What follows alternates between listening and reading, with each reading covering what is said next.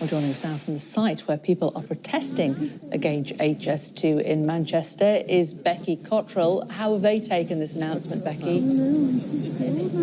Yeah, it's a small but defiant group here. The most eye-catching feature of this protest is two people dressed up as a white elephant. That is a metaphor, they say, for the huge waste of money that is HS2. The main issues that these protesters have got is not only that it will cost a lot of money, but also the environmental impacts. And I'm joined by Karen Wilding.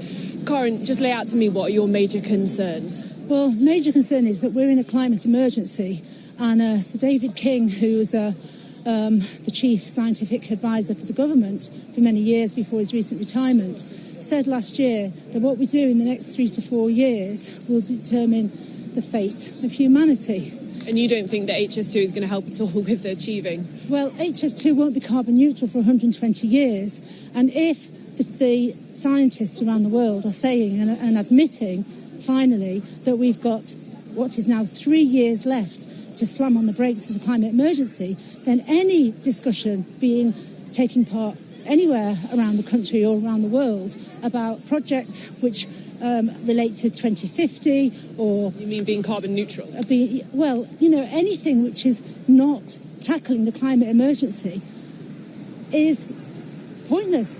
It's redundant. It's irresponsible. The government says that this is all part of their levelling up agenda. What do you make of that? Well, if levelling up is about creating jobs, okay, so it's about 23,000 jobs. Now, the people who are getting work with HS2, of course, they're glad to have a job, but 23,000 jobs for £150 billion is an embarrassing figure.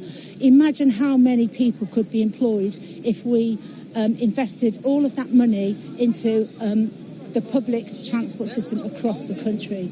And going back to the climate emergency, this is what we need to be talking about. We need to be talking about how to get us out of our cars. No one can get out of their cars if there's not a public transport system that's fit for purpose. So it's about improving local links rather than investing money in this high-speed line. Yeah. Thank you, Karen. I'm going to have to leave it there. Okay. That was very good. Thank you. And we'll be hearing more about this idea of levelling up later. We'll be speaking to Andy Burnham, the Mayor of Great Manchester, who says this project is not the only way to level up the region. Becky, thank you very much.